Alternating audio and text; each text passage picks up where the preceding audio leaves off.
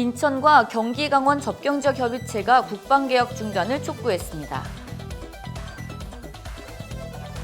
강원 선거전이 본격적으로 막이 올랐습니다. 내일부터 강원 총선 예비 후보자 등록이 시작됩니다.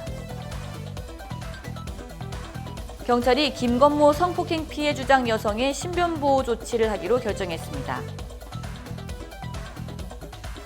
직원들을 상습 폭행한 혐의로 기소된 한진그룹 이명희 씨가 사실관계를 인정했습니다. 겨울왕국이 25일째 박스오피스 1위를 차지했습니다. 자세한 소식 잠시 후 뉴스에서 전해드리겠습니다. 시청자 여러분 안녕하십니까? 신동아방송 강원뉴스 김진주입니다. 인천과 강원도 등 접경지역 10개의 지방자치단체 협의체가 정부의 국방개혁 중단을 촉구하고 나섰습니다.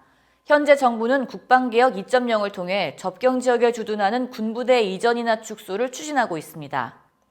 이들 지역 주민들은 군부대 재편에 따라 접경지역 인근 지자체에 머물던 병사와 간부들이 떠나게 될 경우 상권 붕괴 등 공동화 현상을 우려하고 있습니다. 내년 4월 15일 치러지는 제21대 총선 예비자 후보 등록이 오는 17일 시작되면서 강원에서도 선거전이 본격적으로 막이 오릅니다. 예비 후보자는 선거사무소를 설치하고 건물 등에 간판, 현판, 현수막을 걸 수 있으며 사무장과 회계 책임자 등 3명의 선거사무원을 둘 수 있습니다. 선관위는 일단 도내 8석의 현행 선거구를 기준으로 예비 후보자 등록을 받습니다.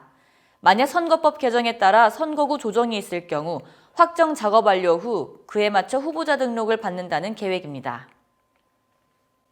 서울 강남경찰서는 16일 오전 신변보호심사위원회를 열고 김건모를 성폭행으로 고소한 A씨에 대해 신변보호 조치를 하기로 결정했습니다. A씨는 지난 14일 강남경찰서에 고소인 신분으로 출석해 약 8시간 동안 조사를 받았으며 경찰에 신변보호를 요청했습니다. 조사 당시 A씨는 불안을 호소하던 것으로 전해졌습니다. 경찰은 A씨의 말을 토대로 수사를 진행한 뒤 김건모를 소환해 피고소인 조사를 진행할 예정입니다. 직원들을 상습 폭행한 혐의로 기소된 한진그룹 고 조양호 회장의 부인 이명희 씨가 사실관계를 인정하면서도 일부 법리적으로 다투겠다는 뜻을 밝혔습니다. 이 씨 측은 16일 서울중앙지법에서 열린 첫 공판에서 객관적인 공소 사실은 모두 인정한다는 것이 기본 입장이라며 이는 본인에게 굉장히 엄격하기 때문이라고 해명했습니다. 이날 재판에서는 이 씨의 욕설이 화제가 되기도 했습니다. 직원들의 진술조서에 이 씨가 한 욕이 너무 많이 나오자 재판장은 검찰 측이 재현하기 민망할 테니 화면에만 띄우고 읽지는 말라고 지시했습니다. 디즈니 애니메이션 겨울왕국2가 개봉 25일째 박스오피스 1위를 차지하며 1,200만 관객도 돌파했습니다. 영화진흥위원회에 따르면 이 영화는 지난 주말 이틀 동안 71만 명을 추가해 누적 관객 1,207만 명을 기록했습니다.